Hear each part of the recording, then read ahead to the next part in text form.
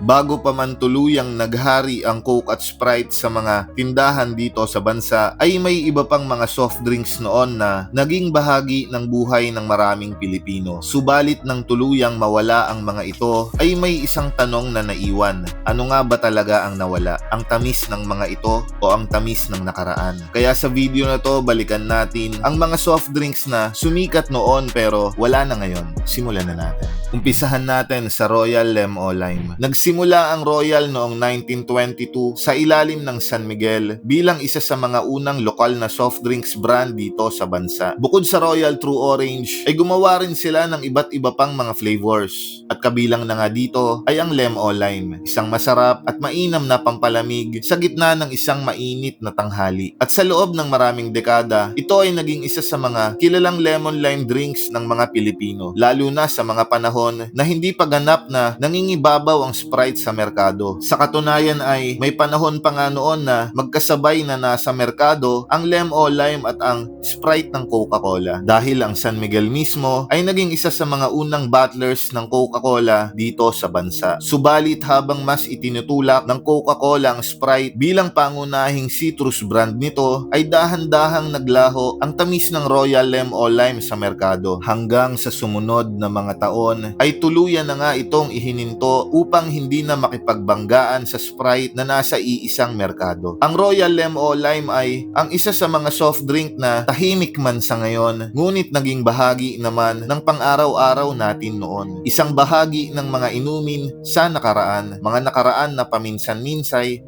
nakakatuwang balikan.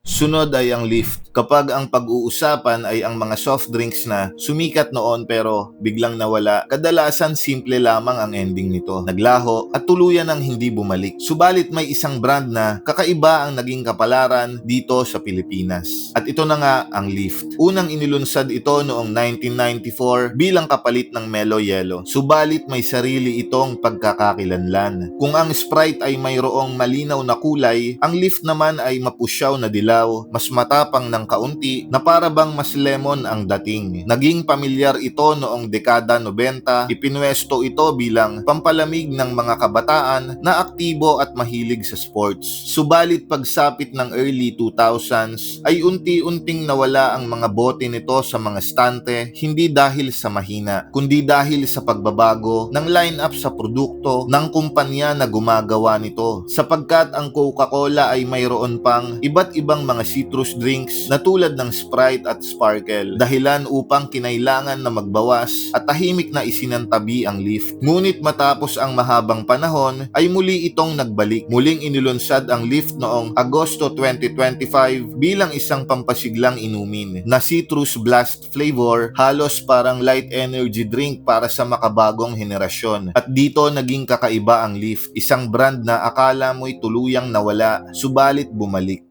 Ikatlo ay ang team. Bago pa man naging madalas na Sprite o 7-Up ang naiisip natin kapag lemon lime soft drinks ang usapan, ay may isa pang pangalan noon na kasali din sa laban. Hindi man ito kasing ingay ng mga sikat na brand, subalit mayroon din itong mga suki. Tahimik, subalit hindi makakalimutan. At ito na nga ang team. Isa ito sa mga naglahong brand noon sa panahon ng soft drinks war dito sa Pilipinas. Dumating ang team sa Pilipinas bilang isang lemon lime drink na gawa ng Pepsi at unang nakilala ito noong 1960s bilang sagot sa 7-Up at sa Sprite ng Coca-Cola. Isa ito sa naging underdog choice noon at nakilala rin dahil sa talaga namang nakakapresko at masarap na lasa nito. Isa rin sa pinakatumatak dito ay ang iconic na disenyo ng bote nito, kulay berde na may kakaibang mga linya na talaga namang kakaiba noong mga panahong iyon. Subalit kalaunan nang makuha ng Pepsi ang international rights para sa 7-Up ay mas pinili nito na mag-focus na lamang sa 7-Up. At ito na nga ang naging dahilan upang noong huling bahagi ng 1990s hanggang early 2000s ay tuluyan na ngang naglaho ang team sa merkado. Nawala man ang team sa mga tindahan, subalit para sa mga nakatikim nito noon ay sariwa pa rin sa isipan ang lasa at ang bote nito. Isang bote na kulay green, malamig, na punong-puno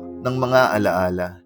Pang-apat, Pop Cola. Kung lumaki ka sa Pilipinas noong dekada 80 hanggang 90, ay malamang na may isang soft drink na nananatili sa iyong alaala. Hindi ang Coke, hindi rin Pepsi, subalit sobrang pamilyar. At ito na nga, ang Pop Cola. Isa itong lokal na cola na para sa marami noon ay hindi lamang basta inumin, kundi naging bahagi na rin sa pang-araw-araw ng maraming Pilipino. Nagsimula ang Pop Cola bilang produkto ng Cosmos, isang kumpanya na matagal nang gumagawa ng soft drinks dito sa Pilipinas. Ang Cosmos ay itinatag noon pang panahon ng lokal na industriya ng mga soda at noong 1975 ay nagpasya silang gumawa ng sariling cola na susubukang tumapat sa mga higante tulad ng Coca-Cola at Pepsi. Madalas mo itong makikita sa mga tindahan noon, masarap, magaang sa bulsa, at kalaunan nga ay mas lalo pa itong tumatak sa kultura ng tawagin itong Pinoy Cola. Hindi na lamang ito tungkol sa sarap at presyo, kundi parang naging tungkol na rin sa pride dahil tatak Pilipino. Nagkaroon pa nga ito ng sariling PBA team noon na tinawag na Pop Cola Panthers. Kinilala rin ito bilang isa sa mga pinakamalakas at pinakamalaking soft drinks brand sa merkado noon, at hanggang sa dumating na nga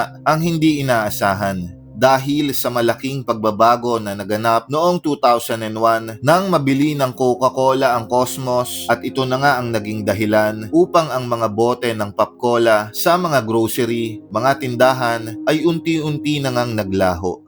Ikalima ay ang Santa Orange. Kung ang pag-uusapan ay ang mga orange na soft drinks dito sa Pilipinas, kadalasan ay ang Royal at Mirinda ang agad naiisip ng marami. Subalit bago pa man tuluyang naging dominante ang malalaking mga brand na ito, ay may isang orange soft drink na naging isa sa mga paborito ng masa. At ito na nga ang Santa Orange. Isa itong lokal na underdog na naging parte ng simpleng araw ng maraming Pilipino. Nagsimula ito bilang isang abot kayang orange drink mula pa rin sa kumpanya ng Cosmos. Bago pa man ito tinawag na Santa, ay nakilala muna ito bilang isang orange variant ng Cosmos, isang inuming ginawa para sa ordinaryong pamilyang Pilipino. Noong 1972 ay binigyan ito ng bagong pagkakakilanlan at ipinakilala bilang Santa, isang mas modernong pangalan na kayang sumabay sa kasikatan ng Royal True Orange. Hindi rin mawawala ang jingle na tumatak sa marami noon, na masaya at madaling kantahin. Pagdating ng dekada 80 ay mas lalo pa nga itong lumakas nang mapunta ang Cosmos sa ilalim ng RFM Corporation. Kasama nito sa lineup ang iba pang mga lokal na tatak tulad ng Pop at ang Sarsi. Maganda ang naging pwesto nito sa merkado noon dahil mas mura ito kumpara sa Royal at Mirinda, kaya madalas na ito ang pinipili sa mga tindahan at sa mga simpleng salo-salo. Subalit habang nagbabago ang industriya at nang mapasa kamay ng Coca-Cola ang Cosmos noong 2001 ay unti-unti nang naglaho ang Santa sa merkado hanggang sa tuluyan na ngang itinigil ang produksyon nito. Nakakalungkot isipin na wala na ang mga soft drinks na ito sa ngayon. Subalit para sa mga nakahawak ng bote at mga nakatikim nito noon ay hindi lamang ito mga simpleng inumin, dahil bahagi rin ang mga ito ng pagiging isang bata. Isang bata na hindi pa iniisip ang bigat ng mundo. Isang bata na ang problema lamang sa buhay ay kung anong soft drinks ang bibilhin mo. Kung nagustuhan mo ang video na to ay huwag kalimutan na mag-like at mag-subscribe. Salamat po.